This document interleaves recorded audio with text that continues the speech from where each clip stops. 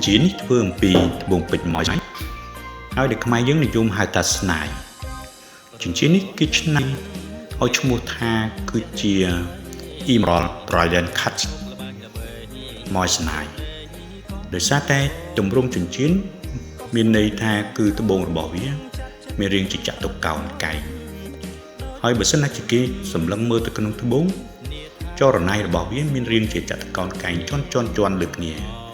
họ ní cứ chiaประเภทใน Emerald Cut ហើយបើសិនណាជាវារៀង4ជ្រុងប្រវែងដែរក៏ប៉ុន្តែចរណៃរបស់វារៀងជាកម្មរង្វង់នោះគេឲ្យឈ្មោះថាជា Brilliant Cut ហើយ Emerald Cut ជានិច្ចកាលគឺជាចតុកោណកែងត្រួតលើគ្នាបងចិញ្ចៀននៅលើចិញ្ចៀននេះគឺមានទម្ងន់រហូតដល់7ក្រាមឬបើគិតជាទំហំវិញបានន័យថាគឺ12លីគុណនឹង10លីចិញ្ចៀននេះមានរចនាបថឲ្យឈ្មោះថាគឺជា Emerald Cut Moissanite Solitaire Signet Ring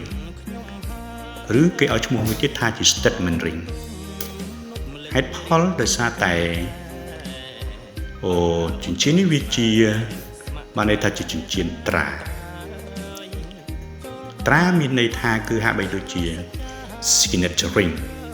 ក៏ប៉ុន្តែដោយសារតែវាជាធម្មតាចិញ្ចៀនត្រាគឺ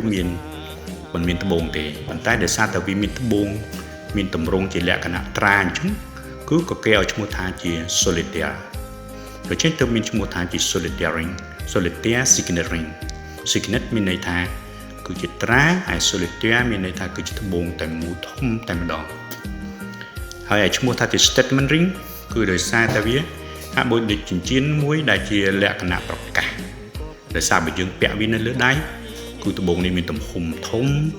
ឲ្យមើលទៅចាញ់ចាំងចរណៃរបស់វាភ្លឺភ្លេចចាំងគ្រប់ជ្រុងតែម្ដងដូច្នេះវាចូលក្នុងកម្មវិធីណាមួយវាហាក់បីដូចថាវាបានប្រកាសនៅលើម្រាមរបស់យើងរួចជាស្រេច